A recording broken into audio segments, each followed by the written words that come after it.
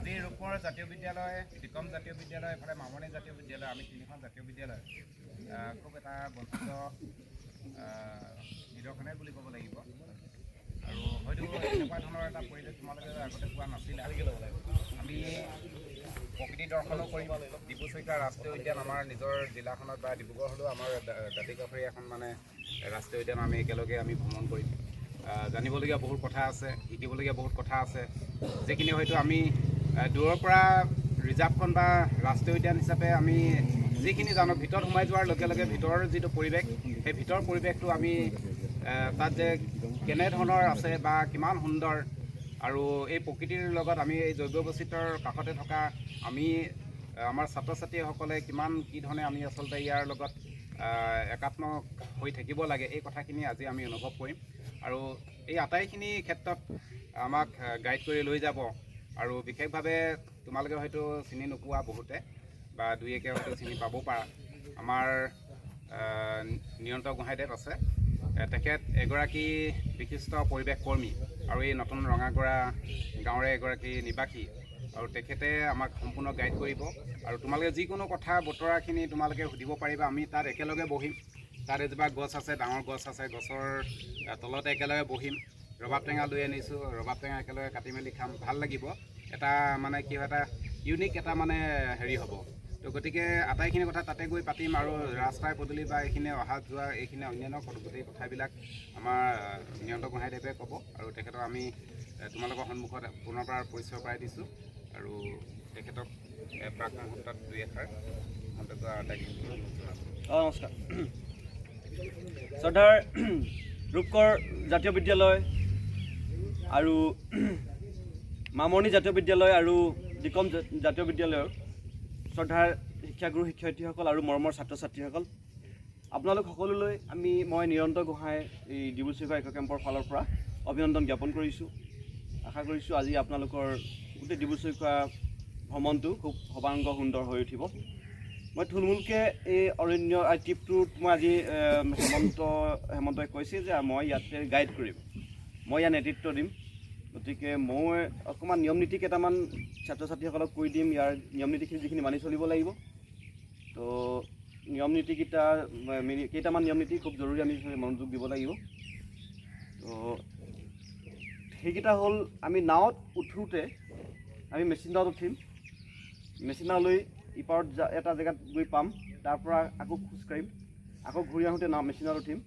Machine নাৱত উঠোঁতে আৰু নামোঁতে খুব সাৱধানচৰি হ'ব লাগিব, সেইটো কথাটো। আৰু চিঞৰ বাখৰটো পৰাপক্ষত অনাহকত কৰিব নালাগিব,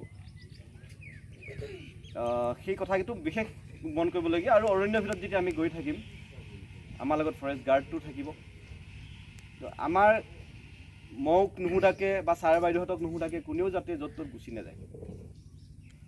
কাৰোবাৰ যদি প্ৰস্ৰাৱ কৰিবলৈ যাব লগা হয়, যাতে মোক বা ছাৰ বাইদেউহঁতক সুধি ল'ব লাগিব। তো তাত আৰু যিমান চিঞৰ বাখৰ কম কৰা হ'ব, সিমান বেছি আমাৰ ট্ৰিপটো মনোৰম হ'ব। মই অকণমান ডিব্ৰু চৈখোৱাৰ ইণ্ট্ৰডাকশ্যন, অকণমান পৰিচয় আৰু অলপ কৰাই দিছোঁ। ছাত্ৰ ছাত্ৰীসকলে ছাৰ বাইদেউহঁতৰ পৰাই নিশ্চয় যথেষ্টখিনি পাইছে, কিতাপ পত্ৰটো পাইছে, আৰু দুই এটা কথা হয়তো নতুনকৈ পাব পাৰে। আমাৰ ডিব্ৰু চৈখোৱাক ৰাষ্ট্ৰীয় উদ্যান হিচাপে ঘোষণা কৰিছিলে 1999 চনত।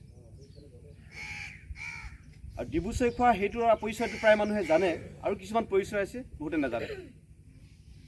তো আমাৰ ভাৰতবৰ্ষত অৰণ্য, ফৰেষ্ট এইবিলাক সংৰক্ষণৰ কাৰণে চৰকাৰে বিভিন্ন পদ্ধতি ৰাখিছে। ইয়াৰ ভিতৰত বেলেগ বেলেগ কেটেগৰী বনাই দিছে। তো সেই কেটেগৰী হিচাপত আমাৰ যিবিলাক হাবি বা যিবিলাক জংগল, সেইবিলাকক নৰ্মেল জংগল বা নৰ্মেল ফৰেষ্ট বুলি কোৱা হয় সাধাৰণতে। আৰু সেই ফৰেষ্টবিলাকক যেতিয়া চৰকাৰে তাক সংৰক্ষণৰ কাৰণে ব্যৱস্থা কৰিব, তেতিয়া তাক প্ৰথমতে প্ৰপ'জ ৰিজাৰ্ভ ফৰেষ্ট বুলি তাক কোৱা হয়, অথবা PRF। ঠিক আছে, সেইটো ডিক্লেৰেশ্যন কৰে, নটিফিকেশ্যন কৰে। তাৰপিছত কি ক্লাছৰ তাৰপিছত কি হয়, তাৰপিছত প্ৰত্যেক ৰিজাৰ্ভ ফৰেষ্টবিলাকক তাতকৈ অলপ ওপৰৰ খাপৰ কেটেগৰীত যেতিয়া অনা হয়, তেতিয়া তাক কোৱা হয় ৰিজাৰ্ভ ফৰেষ্ট বুলি বা সংৰক্ষিত বনাঞ্চল। সেইটো আকৌ স্বীকৃতি দিয়ে চৰকাৰে। সংৰক্ষিত বনাঞ্চলক যেতিয়া আৰু ওপৰৰ কেটেগৰীত অনা হয়, তেতিয়া তাক অভয়াৰণ্য বা চেঞ্চুৰী বুলি তাক ডিক্লাৰেশ্যন দিয়া হয়। তো অভয়াৰণ্য আৰু যেতিয়া ওপৰৰ কেটেগৰীত অনা হয় তেতিয়া তাক সাধাৰণতে ৰাষ্ট্ৰীয় উদ্যানৰ স্বীকৃতিটো দিয়া হয়।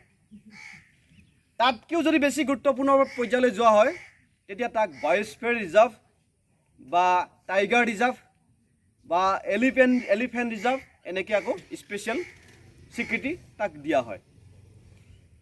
তো আৰু বহুত স্বীকৃতি আছে, মই কেইটামান থুলমূল যিকেইটা খুব গুৰুত্বপূৰ্ণকেইটা কৈছোঁ। এতিয়া আমাৰ ডিব্ৰু-চৈখোৱাক প্ৰথমতে ৰিজাৰ্ভ ফৰেষ্ট হিচাপে, প্ৰপ'জ ৰিজাৰ্ভ ফৰেষ্ট হিচাপে কেতিয়া কৰিছিলে সেইটো ৰেকৰ্ডত পোৱা নাই, কিন্তু ৰিজাৰ্ভ ফৰেষ্ট হিচাপে ঘোষণা কৰিছিলে ডিব্ৰু ৰিজাৰ্ভ ফৰেষ্ট ব্ৰিটিছবিলাকে 1890 চনত, আজিৰ পৰা 100 বছৰতকৈ বেছিকৈ আগত ব্ৰিটিছবিলাক তেতিয়া আমাৰ ইয়াত আছিলে। আৰু অতি মন কৰিবলগীয়া কথা যে কাজিৰঙাক ৰিজাৰ্ভ ফৰেষ্ট হিচাপে ঘোষণা কৰিছিলে ডিব্ৰু-চৈখোৱাতকৈ 20 বছৰ পাছত, অৰ্থাৎ 1910 চনত। এটা কথা আমি গম পাই গৈছোঁ যে তাৰমানে কাজিৰঙাতকৈ ডিব্ৰু-চৈখোৱাটো বেছি ভাল আছিলে তেতিয়া, যিহেতু ব্ৰিটিছবিলাকে প্ৰথমতে ডিব্ৰুক কৰিছিলে। তাৰপিছত 1890 চনৰ পৰা 100 বছৰ পিছত 1995 চনত অসম চৰকাৰে ডিব্ৰু-চৈখোৱাক অভয়াৰণ্য হিচাপে, বন্যপ্ৰাণী অভয়াৰণ্য হিচাপে স্বীকৃতি দিছিলে। আৰু ৰাষ্ট্ৰীয় উদ্যানতকৈ ওপৰৰ যিটো স্বীকৃতিৰ কথা মই ক'লোঁ সেইটো হ'ল বায়'স্ফিয়াৰ ৰিজাৰ্ভ। 1997 চনতহে এই আমাৰ ভাৰত চৰকাৰে তাক ৰাষ্ট্ৰীয় উদ্যান হিচাপে স্বীকৃতি দিছিলে। অৱশ্যে ৰাষ্ট্ৰীয় উদ্যানটো আমাৰ ভাৰতে দিয়ে, ভাৰত ৰাষ্ট্ৰই বা কেন্দ্ৰীয় চৰকাৰে, অভয়াৰণ্যটো আমাৰ ৰাজ্যবিলাকে দিয়ে, আৰু বায়'স্ফিয়াৰ ৰিজাৰ্ভটো পৃথিৱীৰ ৰাষ্ট্ৰ অৰ্থাৎ ৰাষ্ট্ৰসংঘৰ ফালৰ পৰা, যিটো ইউনেস্কোৰ ফালৰ পৰা সেই স্বীকৃতিটো আহে। ইউনেস্কোৰ এখন কমিটি থাকে আকৌ MAB বুলি, যাক মেন এণ্ড বায়'স্ফিয়াৰ বুলি কোৱা হয়। এই বায়'স্ফিয়াৰ কমিটিখনে ইয়াক স্বীকৃতি দিয়ে। তো তেতিয়াহ'লে ডিব্ৰু-চৈখোৱা আমি কি স্বীকৃতি পালোঁ? Reserve forest, wild life century, national park আৰু বায়'স্ফিয়াৰ ৰিজাৰ্ভ, 4টা স্বীকৃতি। আৰু এটা স্বীকৃতি আছে, 2004 চনত ডিব্ৰু-চৈখোৱাক IBA ছাইট বুলি ঘোষণা কৰা হৈছে, ইম্পৰ্টেণ্ট বাৰ্ড এৰিয়া, শৰ্ট ফৰ্মত IBA। তো পৃথিৱীত যিবিলাক জেগাত আটাইতকৈ বেছিকৈ চৰাই-চিৰিকটি থাকে, তো চৰাই বিশেষকৈ চৰাই বেছিকৈ থকা জেগাবিলাকক পৃথিৱীৰ সমুদায়ে তাক সংৰক্ষণৰ কাৰণে ইম্পৰ্টেণ্ট বাৰ্ড এৰিয়া বুলি ঘোষণা কৰে। তো ডিব্ৰু-চৈখোৱা সেইটো 2004 চনত সেই স্বীকৃতিটো পাইছিলে। তো এইকেইটা স্বীকৃতি তোমালোকে হয়তো কেতিয়াবা ছাৰ বাইদেউৰ মুখত শুনিব পাৰা বা কিতাপ পত্ৰতো পাব পাৰা বা অন্যান্য বাতৰি কাকত আলোচনীত পাব পাৰা, কিন্তু কেইটামান স্বীকৃতি আৰু আছে যিবিলাক ডিব্ৰু-চৈখোৱাৰ হয়তো তোমালোকে সেইবিলাকত নাপাবও পাৰা। তো সেইকেইটা স্বীকৃতি হ'ল আটাইতকৈ মন কৰিবলগীয়া। তো ডিব্ৰু-চৈখোৱা হ'ল বিশ্বৰ আটাইতকৈ ডাঙৰ নদীদ্বীপ ৰাষ্ট্ৰীয় উদ্যান। তো বিশ্বৰ আটাইতকৈ ডাঙৰ নদীদ্বীপ নামটো আমি জানো চবেই, কি? তো মাজুলী। তেতিয়াহ'লে ডিব্ৰু-চৈখোৱা আকৌ কেনেকৈ আহিলে? কথাটো প্ৰশ্ন আহিব পাৰে তোমালোকৰ। প্ৰশ্নটো হ'ল যে মাজুলীক কোৱা হয় যে বিশ্বৰ আটাইতকৈ ডাঙৰ নদীদ্বীপ, আৰু আমাৰ ডিব্ৰু-চৈখোৱাক কোৱা হয় বিশ্বৰ আটাইতকৈ ডাঙৰ নদীদ্বীপ ৰাষ্ট্ৰীয় উদ্যান। পাৰ্থক্যটো কি? হয়, নদীদ্বীপ আৰু লগতে ৰাষ্ট্ৰীয় উদ্যান, হয় নহয়? কিন্তু মাজুলীটো পৃথিৱীৰ বৃহৎ নদীদ্বীপ আছিলে বুলিয়েইতো মই 2বাৰমান গৈছিলোঁ চাবলৈ, কিন্তু পিছত অধ্যয়ন কৰি বুজি পাইছোঁ যে মাজুলী আচলতে পৃথিৱীৰ বৃহৎ নদীদ্বীপ নাছিলে। আৰু বৰ্তমান মাজুলী নদীদ্বীপেই নহয়, নদীদ্বীপ এটা সময়ত আছিলে, যিহেতু ব্ৰহ্মপুত্ৰ নদীখনে মাজুলীক এটা দ্বীপ বনাইছিলে। আজিৰ পৰা 25-30 বছৰ আগৰ পৰা নদীৰ সুঁতি বদলি হৈ লখিমপুৰ ছাইডৰ ফালৰ পৰা মাজুলীলৈ গাড়ী লৈ যাব পাৰি, কোনো নাৱত নুঠাকে, অৰ্থাৎ তাত নদীদ্বীপৰ মৰ্যাদাটো হেৰাই গৈছে। এতিয়া তাত সত্ৰীয়া সংস্কৃতিৰ কাৰণে পৃথিৱী বিখ্যাত হৈ উঠিছে। যি কি নহওক, মাজুলীৰ কথা ইমান আমি ক'বলৈ নাযাওঁ। এতিয়া আমি ডিব্ৰু-চৈখোৱাৰ কথা কৈছোঁ যে ইয়াত এইটো যে নদীদ্বীপ, পৃথিৱীৰ সৰ্ববৃহৎ নদীদ্বীপ, তাৰ মাটিকালি হ'ল 340 বৰ্গ কিলোমিটাৰ। আৰু সেইটো আমাৰ কম কথা নে? পৃথিৱীৰ ভিতৰত আটাইতকৈ ডাঙৰ নদীদ্বীপ ৰাষ্ট্ৰীয় উদ্যান। তাৰপিছতে আৰু এটা ডিব্ৰু-চৈখোৱাৰ পৰিচয় আমি চবেই জনাটো প্ৰয়োজন। সেইটো হ'ল ডিব্ৰু-চৈখোৱাতে আছে পৃথিৱীৰ আটাইতকৈ ডাঙৰ নদী সংগমটো, তাৰ নাম লোহিত্য মহাসংগম। তো লোহিত্য মহাসংগম হ'ল 9খন নদীৰ মহামিলনৰ এটা ক্ষেত্ৰ, আৰু সেই ক্ষেত্ৰটোৱে হৈছে পৃথিৱীৰ আটাইতকৈ বৃহৎ নদী মহাসংগম। যাক কোৱা হয় লোহিত মহাসংগম। আৰু সেই নদীবিলাকৰ নামবিলাক হ'ল ডিব্ৰু নদী, ডাঙৰি নদী, নদিহিং নদী, লোহিত নদী, কুন্দিল নদী, দতং নদী, দিবাং নদী, চিপিয়া নদী আৰু চিয়াং নদী। এই গোটেইবিলাক নদীৰ নাম তোমালোকে কেতিয়াও চাগে শুনি পোৱা নাই। কেইখনমানৰ নাম শুনি পাইছা চাগে? দতং আৰু চিপিয়া নদীখনৰ নাম শুনি পোৱা নাই। সেইকেইখন অৰুণাচলত পৰে, কিন্তু আহিয়ে ডিব্ৰু চৈখোৱাত পৰে। তো ডিব্ৰু চৈখোৱা যিটো বায়'স্ফিয়াৰ ৰিজাৰ্ভ, যিটো ইয়াৰ এৰিয়া, সেইটোত আকৌ তিনিটা ভাগ হয়। এটা হ'ল বায়'স্ফিয়াৰ ৰিজাৰ্ভৰ ক'ৰ জোন, এটা হ'ল বাফাৰ জোন আৰু এটা ট্ৰেনজিকশ্যন জোন। তো ক'ৰ জোনটো হ'ল যিটো ৰাষ্ট্ৰীয় উদ্যান 340 বৰ্গ কিলোমিটাৰ। বাফাৰ জোনটো হ'ল তাৰ আশে পাশে থকা আৰু কিনাৰে কিনাৰে অঞ্চলবিলাক। আমি এতিয়া নদীখনৰ সিপাৰে সেইটো হ'ল ডিব্ৰু চৈখোৱা ৰাষ্ট্ৰীয় উদ্যান, আৰু কিনাৰে আমি যে আছোঁ ইয়াত নদীখন আৰু আমি আছোঁ, এইবিলাক হ'ল বাফাৰ জোনত, আমি ভিতৰত আছোঁ। এটা সীমা আছে 425 বৰ্গ কিলোমিটাৰ এলেকা হ'ল বাফাৰ জোন, 340 বৰ্গ কিলোমিটাৰ হ'ল ক'ৰ জোন, মুঠতে 765 বৰ্গ কিলোমিটাৰ হ'ল ডিব্ৰু চৈখোৱা বায়'স্ফিয়াৰ ৰিজাৰ্ভৰ এৰিয়া। আৰু ট্ৰেনজেকশ্যন জোনটো অলপ ফিক্স কৰি দিয়া নাই, কিন্তু অঞ্চলৰ 6-7 কিলোমিটাৰ দূৰলৈকে পৰে ওচৰৰ গোটেইবিলাক। গতিকে এই গোটেই ডিব্ৰু চৈখোৱা বায়'স্ফিয়াৰ ৰিজাৰ্ভৰ ভিতৰত এই 9খন নদী আহি মহামিলন ঘটিছে। পৰ্বতৰ পৰা নদীবিলাক বেছিভাগ আহিছে, আহি ইয়াতে মিলন ঘটিছে। গতিকে আজি তোমালোকৰ যাত্ৰাটো আটাইতকৈ গুৰুত্বপূৰ্ণ দিশটো হ'ল যে তোমালোকে পৃথিৱীৰ আটাইতকৈ বৃহৎ নদীদ্বীপ ৰাষ্ট্ৰীয় উদ্যানখন ভ্ৰমণ কৰিবা। তোমালোকে আজি আজি পৃথিৱীৰ আটাইতকৈ বৃহৎ নদী মহাসংগমটো আজি উপভোগ কৰিবা। তো ইয়াত এইকেইটা থুলমূলকৈ পৰিচয় মই কৈ থ'লোঁ। এইকেইটা আমি অসমবাসী চবেই জনাটোৰ প্ৰয়োজন আছে। এইবিলাক কথা কিতাপ পত্ৰত এতিয়ালৈকে প্ৰকাশ হোৱাগৈ নাই, গতিকে তোমালোকে হয়তো জনা নাই। তো ডিব্ৰু চৈখোৱা, এই ডিব্ৰু চৈখোৱাখন বায়'স্ফিয়াৰ ৰিজাৰ্ভ বুলি স্বীকৃতি দিয়া মূল কথাটো হ'ল যে বায়'স্ফিয়াৰ ৰিজাৰ্ভ মানে হ'ল জৈৱ বৈচিত্ৰ্যৰ এইটো এটা ভাণ্ডাৰ। জৈৱ বৈচিত্ৰ্য মানে হ'ল ইয়াতে পোক পতংগৰ পৰা বন্যপ্ৰাণীৰ পৰা আৰম্ভ কৰি গছ গছনিৰ পৰা আৰম্ভ কৰি যিমান উদ্ভিদ জীৱ আছে চব লৈ হয় জৈৱ বৈচিত্ৰ্য। বন্যপ্ৰাণী বুলি ক'লে আমি বাঘ, সিংহ বা ভালুক, এইবিলাক যিবিলাক বনৰীয়া বন্যপ্ৰাণী বুলি ক'লে।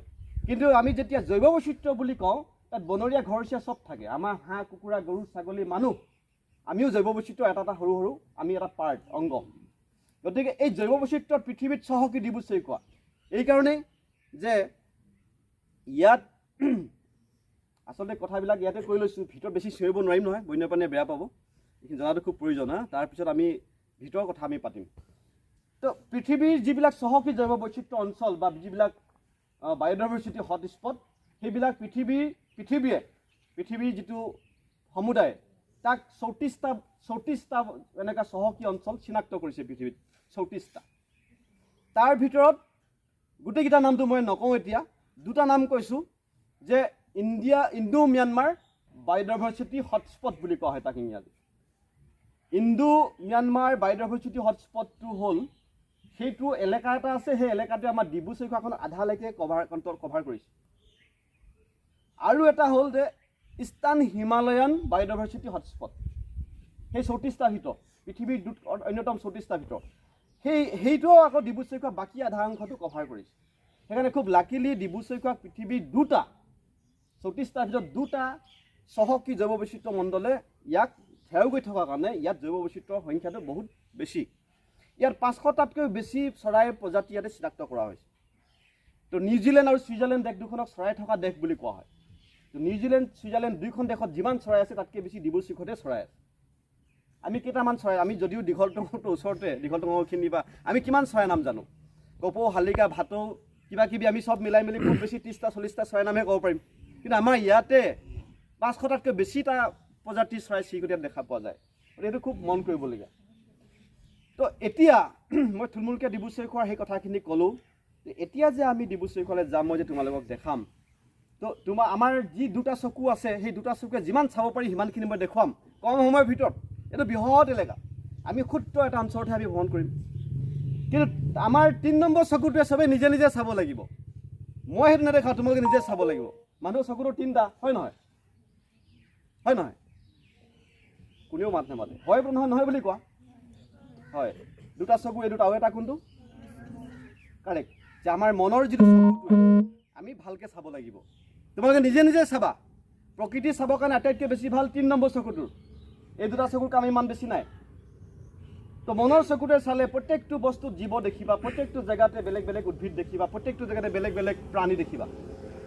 আৰু প্ৰকৃতিত প্ৰত্যেকটো জীৱ অনুজীৱ প্ৰত্যেকটোৰ হাতীয়ে হওক পৰুৱাই হওক চাহীটোৱে হওক তাৰ সমান গুৰুত্ব আছে কোৱাকো আমি কম গুৰুত্ব বুলি ক'ব নোৱাৰোঁ আৰু চব মিলিজুলিহে এই প্ৰকৃতি হৈছে আমি যদি এটা সৰু চাহী ধূতিকণা বুলি যদি তাক আমি চাহী বুলি সৰু প্ৰাণী বুলি যদি তাক আমি নেগলেক্ট কৰোঁ তেতিয়াহ'লে পৃথিৱী ধ্বংস হৈ যাব সেইকাৰণে আমি প্ৰত্যেকটো জীৱ প্ৰত্যেকটো উদ্ভিদক আমি গুৰুত্ব দিব লাগিব ভাল পাব লাগিব সেইকাৰণে আমি আমাৰ তৃতীয় যিটো নয়ন থাৰ্ড আই বুলি কোৱা হয় যাক বা মনৰ চকু বা আমি তৃতীয় নয়ন বুলি কোৱা হয় তাত সেই তৃতীয় নয়নে আমি ভালকৈ নিজে মাথা খটাই তাত চাব লাগিব তেতিয়া তোমালোকে ইয়াতে জৈৱ বৈচিত্ৰ্য আচল সোৱাদটো পাবা নহ'লে খোজকাঢ়ি যাবা 6 কিলোমিটাৰমান খোজকাঢ়িব লাগিব অহা যোৱা খোজকাঢ়ি আহিবা ক'বা যে ছাৰ বাইদেউহঁতে আমাক এনেই খোজকাঢ়া কষ্ট দিবলৈ লৈ গ'ল এনেই পইচা কেইটকা খৰচা কৰিলোঁ একোৱে নাপালোঁ বুলি ক'বা যেতিয়া মনৰ চকুৰে চাবা বহুত কিবা কিবি ইয়াতে পাবা গৈ থাকোঁতে তো সেই কথাখিনি থুলমূলকৈ মই ক'লোঁ আৰু যদি এতিয়া এই প্ৰথম কথাটো ক'লোৱেই নিয়ম নীতি